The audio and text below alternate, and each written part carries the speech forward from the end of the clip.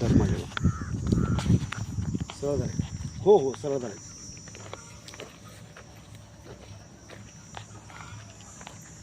नमस्कार, मी एकलव्य आदिवासी पारधी संघटनेचा अध्यक्ष लखन शिंदे.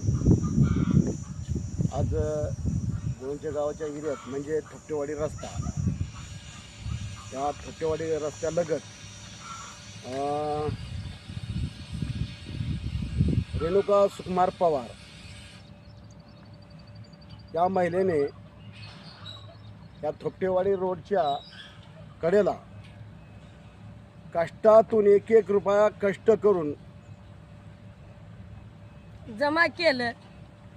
त्या पैशामधून त्यांनी राहण्यासाठी जागा खरेदी केली होती.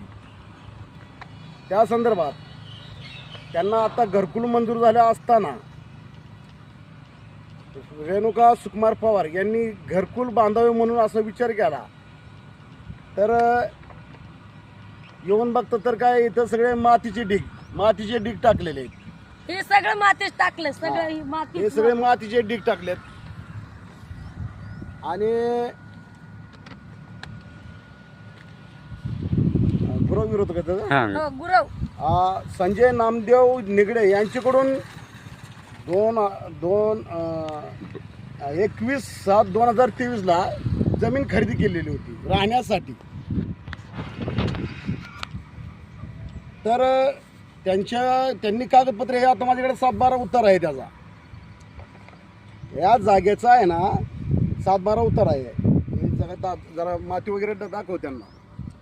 अशी अन्याय करणारी लोक,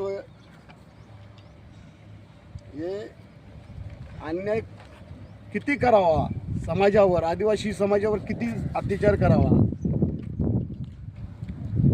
शासन गायरान जमिनीत घरकुल बांधून देतो म्हणून असे महसूल मंत्री बावनकुळे साहेब हे आदेश देतात. आणि एक एक रुपया कष्ट करून ही जागा खरेदी केलेली आहेत, घरकुल बांधून देत नाही. म्हणून जर पद्मजा परेशराव गुरव यांनी विरोध केला म्हणून असे मातीचे ढिगारे टाकून दिलेत त्यांनी, जेणेकरून रेणुका सुकुमार पवार यांनी इथं येऊन राहू नये किंवा ही तुमची जागा नाही असा यात उल्लेख केलेला आहे. हे मातीचे ढिगारे पाहू शकता तुम्ही. असा अन्याय जर म्हणला त्या पृथ्वी तलावावर पारधी समाज राहावा का जगावं का नाही जगावं साहेब, हे मला कळत नाही. हा 7/12 क्लिअर आहे,